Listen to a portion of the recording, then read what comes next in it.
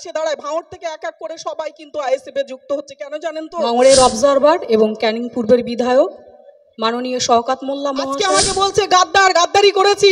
আমি এই মঞ্চে দাঁড়িয়ে বলছি আমি দল পরিবর্তন করার জন্য নানান রকমের কথা বলছে, যে ও টাকা পেয়েছে, পদ পেয়েছে, গাড়ি পেয়েছে, বাড়ি পেয়েছে। আজ অন স্টেজে আমাদের শওকত দা আছে, আমি বলছি কেউ যদি 10 টাকা প্রমাণ করতে পারে যে আমি নিয়েছি দল পরিবর্তন করার জন্য, আমি রাজনীতি ছেড়ে দেবো। ভাঙড়ের ইতিহাস এটা পুরনো নয়, নতুন নয়। ভাঙড়ের ইতিহাসটা দীর্ঘদিন ধরে পালাবদল হচ্ছে। একের পর এক পালাবদল আমরা দেখেছি, কখনো কংগ্রেসের হাতে, কখনো সিপিএমের হাতে, আবার জয় ছিনিয়ে নিয়েছে তৃণমূল কংগ্রেস, সেখান থেকে আইএসএফ থেকে আবার নতুন করে। এমন সময় শওকত দা এই তৃণমূল কংগ্রেস যে সময় ডুবতে বসেছে, সেই সময় কিন্তু ভাঙড়ের অবজারভার হয়ে এসেছে এই ভাঙড়ে তৃণমূল কংগ্রেস প্রতিষ্ঠা করার জন্য। আমরা দেখেছি 23-এর নির্বাচনে সত্যি রক্তক্ষয়ী লড়াই হয়েছিল, সেদিন আমি আইএসএফে ছিলাম। কিন্তু আজকে আবার আমি তৃণমূলের মঞ্চে, কেন জানেন? আমরা দেখেছি যে আমরা সেখানে কাজ করতে গিয়ে আমরা অনেক লড়াই করেছি, ভাঙড়ের মানুষ প্রচুর সাথ দিয়েছে, সাপোর্ট করেছে। কিন্তু আমরা যখন বিপদে পড়ছি, আমরা যখন কোনো কাজের জন্য যাচ্ছি, আমরা সেখানে কাউকে পাচ্ছি না, কোনো ডাকে কেউ সাড়া দেয় না, শুধু আমাদেরকে লড়াই করতে হচ্ছে। শুধু কেউ যদি থাকে সেটা ভাঙড়ের মানুষ, এরাই কিন্তু সর্বদা লড়াইয়ের জন্য এগিয়ে আসে। আর কোনো নেতা বাইরের থেকে কেউ আসে না, শুধু আসে, ভাষণ দেয়, চলে যায়, উস্কানি দেয়, চলে যায়। এইভাবে কি চলতে থাকে? ভাঙড়ের মানুষ কি চেয়েছে? উন্নয়ন, রাস্তাঘাট, বিদ্যুৎ, আলো, শিক্ষা, স্বাস্থ্য, এইগুলোই তো ভাঙড়ের মানুষ চায়। ভাঙড়ের মানুষ তো বোমগুলির রাজনীতি করতে চায় না।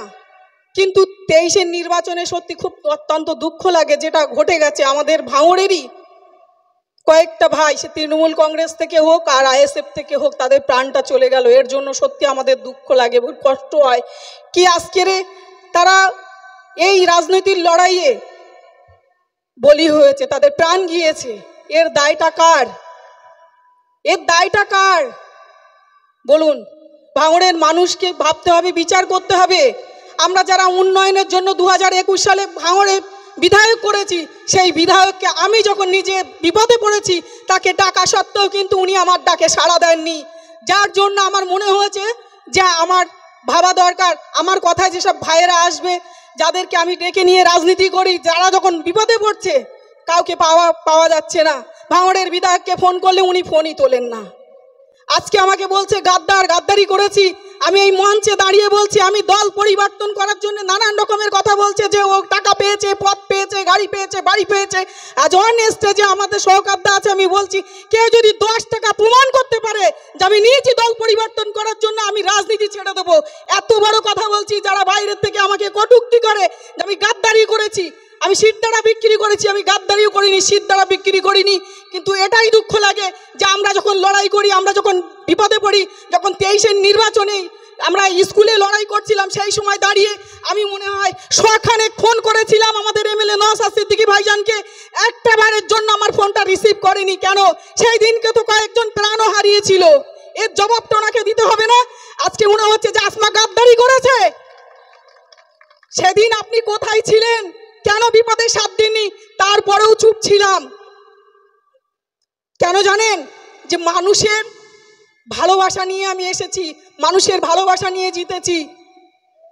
মানুষকে আমি প্রতিশ্রুতি দিয়েছিলাম, কিন্তু যখন দেখছি বারে বারে শুধু আমার সঙ্গে অন্যায় হচ্ছে না, আমারই দলের যারা, আমরা রাজনীতিটা ভাঙড়ে কারা নেতৃত্ব দেয়?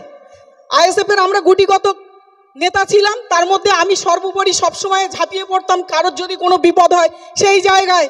তা সেই জায়গায় দাঁড়িয়ে যখন আমার ছেলেরা যারা আমাদের এক ইশারায় ছুটে যেত লড়াই করতে, তারা যখন বমগুলিতে আহত হয়ে হসপিটালে ভর্তি ছিল, 6 মাস বিছানায় শুয়েছিল, কই তাদেরকে একটা বারের জন্য উনি দেখতে আসেননি।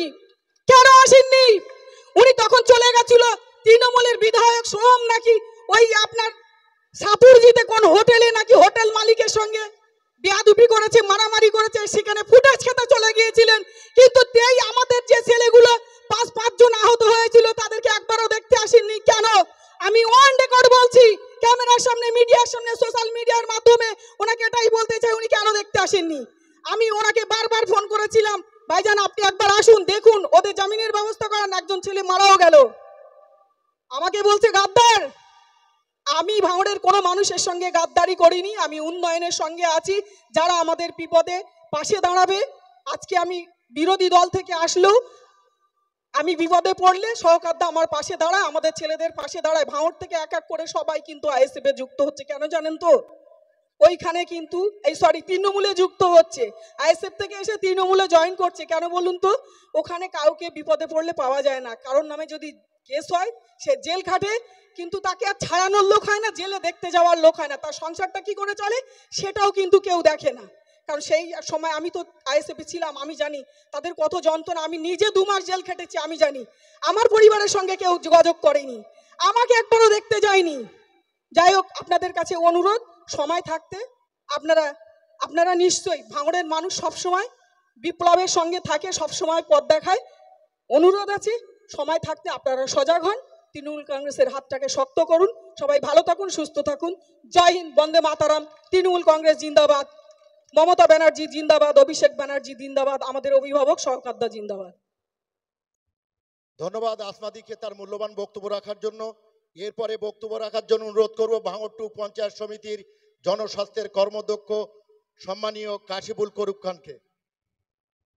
উপস্থিত আজকের সভা সভাপতি, আমাদের ভাঙড় 2 নম্বর ব্লক তৃণমূল কংগ্রেসের কো কনভেনার শিক্ষার কর্মাধ্যক্ষ মাননীয় আব্দুর রহিম সাহেব, আমাদের মধ্যে উপস্থিত আমাদের সকলের নয়নের মণি, ক্যানিং পূর্বের জনপ্রিয় বিধায়ক, ভাঙড় এবং সাতগাছিয়া বিধানসভার অবজারভার, রাজ্য বিধানসভা স্ট্যান্ডিং কমিটির চেয়ারম্যান এবং রাজ্য তৃণমূল কংগ্রেসের সাধারণ সম্পাদক মাননীয় শওকত মোল্লা মহাশয়, এবং অল নেতৃত্ব এখানে উপস্থিত আছে, প্রদীপ দা, মমিনুল দা, আমাদের বাহারুল দা, আহসান দা থেকে পিন্টু দা, খয়রুল ভাই, অল নেতৃত্ব।